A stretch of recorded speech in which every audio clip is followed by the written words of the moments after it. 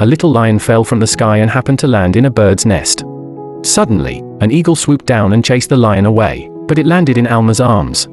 Alma was surprised and had no idea where this lion came from, so she decided to take it home for the time being. To her astonishment, as Alma was about to close the door, a white wolf burst in with a wolf cub in its mouth and hid under the table. Alma, summoning her courage, took a flashlight and approached to investigate. She discovered that the wolf had settled down and refused to leave. Unable to call the forest police due to a lack of signal on the island, Alma went to the lake in search of a signal and coincidentally encountered a patrol officer from the Animal Association. It turns out that there was a plane crash last night, and the lion cub on the plane, which was to be transported to the circus, has also disappeared. They are now searching for it. Alma sniffs and subconsciously hides the fact that she found the lion cub. She can't bear to send the lion cub to the circus, and it's this decision that will change them destiny forever. After bidding farewell to the patrol officer, Alma once again gathered her courage and approached the wolf mother. At this moment, the lion, who had been hungry all day, stumbled over and plunged into the arms of the wolf mother, eagerly drinking its milk. Fortunately, the wolf mother didn't drive away the little lion. Alma was amused by this scene and decided to take them in. In the following days, Alma would take them to play in the forest every morning, where they would chase and frolic among the streams. When Alma rested, the two little ones would lie quietly, guarding Alma like two little knights. They added a touch of joy to Alma's otherwise mundane life. One day, Alma had to go out for something, and though she was worried, she had to ask the two little ones to watch the house. But luckily, they had the wolf mother with them. Unbeknownst to Alma, as soon as she left, hunters discovered the wolf mother foraging in the forest. They cautiously raised their tranquilizer guns, and the wolf mother fell to the ground as the hunters excitedly approached to put a collar on it. When Alma returned home, she was shocked to see the mess the two little ones had made. Before she could get angry, she noticed that the wolf mother was missing. Alma searched everywhere but couldn't find it. As she realized that the two little ones hadn't eaten in 2 days, she quickly cooked a large pot of meat for them. She knew she couldn't take care of these two little ones, so the only option was to contact the Animal Protection Association to take them away. That night, the two little ones seemed to sense something. They climbed up the stairs and sneaked into Alma's room, snuggling up beside her. In that moment, Alma secretly made a firm decision that she would never abandon these two little ones. After the wolf mother left, Alma became their mother. She took care of them attentively, playing with them on the grass and playing melodic piano tunes for them. Sometimes, the little wolf, driven by curiosity, would even sit at the piano and play on its own. The sound of the piano echoed through the forest, bidding farewell to the twilight. Soon, winter arrived, and the white snow covered the mountains and forests. The two little ones grew into large creatures. They played and frolicked in the snow while Alma prepared lavish dinners for them at home. As winter turned into spring, the forest regained its vitality. After an entire winter of pent-up energy, the two little ones dashed and frolicked through the forest.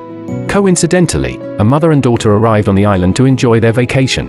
When the wolf and lion saw them, they sprinted towards them with agile limbs. Alma panicked and was afraid they might frighten the visitors. She hurriedly chased after them, but accidentally tripped and hit her head on a rock.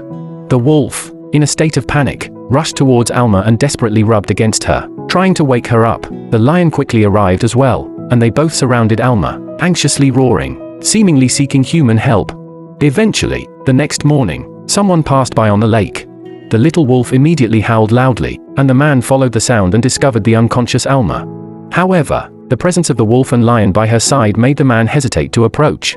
He had to seek the help of the forest police. Alma was finally taken to the hospital, and the doctors expressed relief that the wolf and lion had kept her warm throughout the night. Otherwise, she might not have survived. When Alma woke up, her first concern was the whereabouts of the wolf and lion.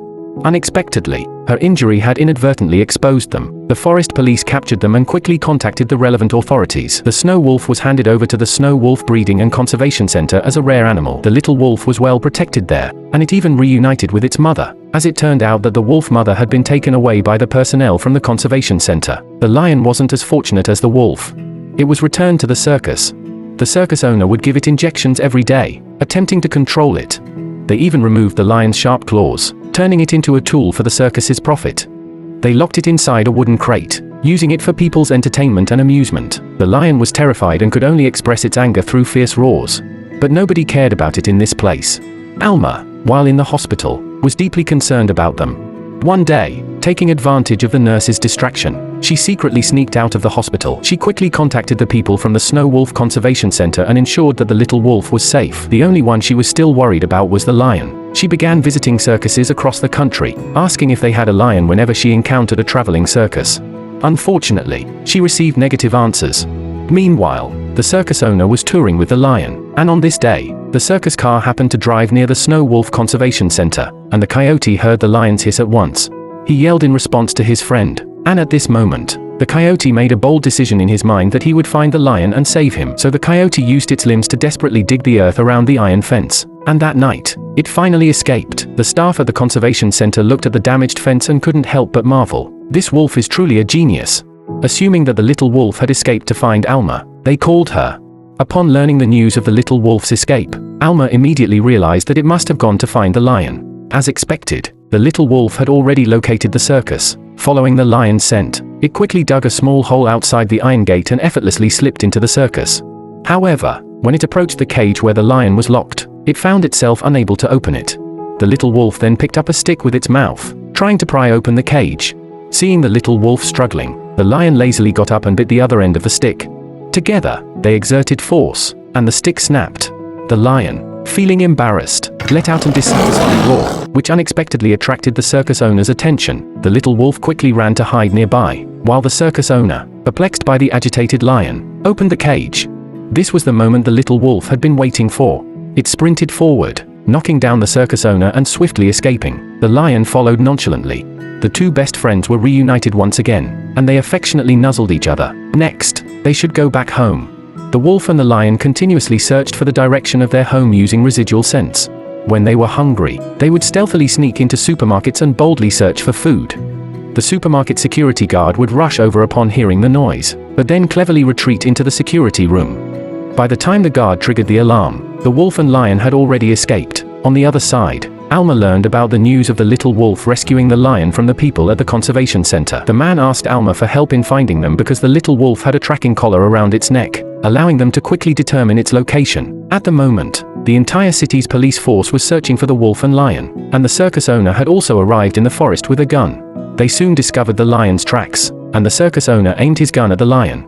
Seeing this, the little wolf rushed over without hesitation, knocking down the circus owner. In the process, it was hit by a tranquilizer dart. The dosage of the tranquilizer meant for the lion could potentially be lethal for the little wolf.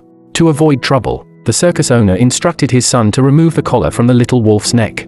After they left, the lion hurried to the side of the little wolf, anxiously calling out to it. Perhaps it was the lion's cries that awakened the little wolf's will, as it miraculously regained consciousness. That night, Alma and the others followed the tracking signal and found the circus owner. It turned out that the boy hadn't actually discarded the collar but kept it with him. The kind-hearted boy led them to the place where the little wolf had an incident, but the little wolf was no longer there.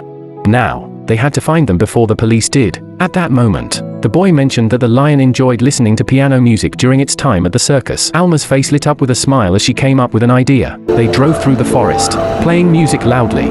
As expected, the lion followed the sound and quickly approached them. They had finally found the lion. Soon, the lion led Alma to the location of the little wolf, which had been hiding in her grandfather's small cabin all along. Just as Alma was about to take them home, the police also found them. Seeing this, Alma hurriedly fled with the wolf and lion. They ran all the way to the edge of a lake, and if they could swim across that lake, they would be able to go home. However, the police were close behind, ready to shoot the wolf and lion at any moment. Seeing this, the lion signaled Alma to take the coyote and go first, then ran resolutely into the forest to distract the police.